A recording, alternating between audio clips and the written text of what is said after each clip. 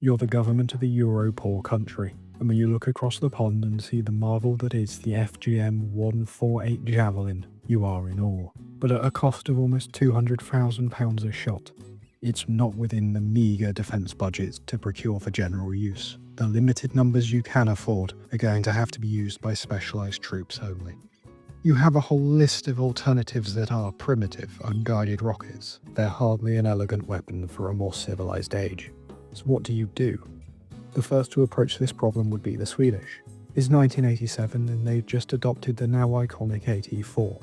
It is a rocket launcher from the modern warfare games that you used if you were bad at them.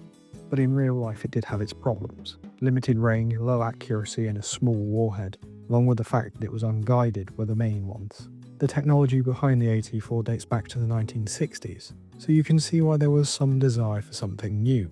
So Bofors, then the legendary Swedish arms firm, would get to work.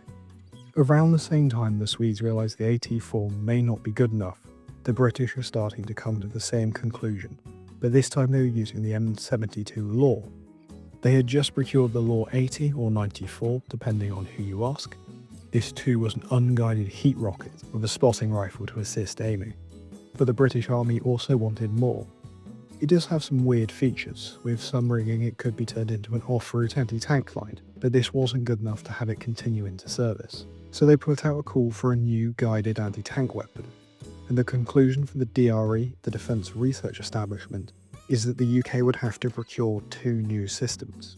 NLAW-1, a short-ranged anti-tank rocket, and NLAW-2, a medium-range guided anti-tank missile. This program would see some development through the 1990s, and in 1999, Staff Requirement LAN 798 would be announced. From 1999 until 2002, what would become NLAW would get tested against the FGM-172 Straw, developed by Lockheed Martin. The testing would be done by both Britain and Sweden concurrently, and they would share the cost.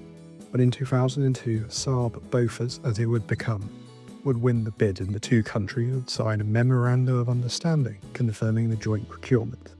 With a series of development issues, it was delayed from 2006 but finally issued to troops in 2008. Well, was it good then? Was the 9 years of development really worth it? Put it very simply, did the Swedes do a good job? Well, it's 2022 and the world is getting its first opportunity to find out. It was used before in both Afghanistan and Iraq, but it was used almost exclusively against static armoured targets in testing and mud huts in the Middle East.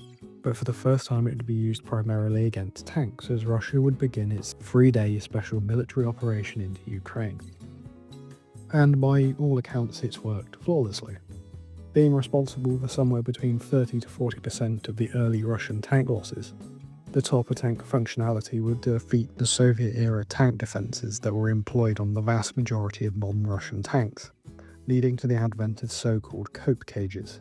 And at a per-unit cost of around £20,000, it was one of the most cost-effective ways to eliminate enemy armour. So that's 10 destroyed tanks for the cost of one Javelin. With 8 current users and the French looking to procure them as of this year, they seem to be the missile of choice for European nations. That is until FPV drone with a cost of £1,000 each come to the point where they can actually replace guided missiles, and the whole development cycle was proven to be a waste of time. Not like that's ever going to happen.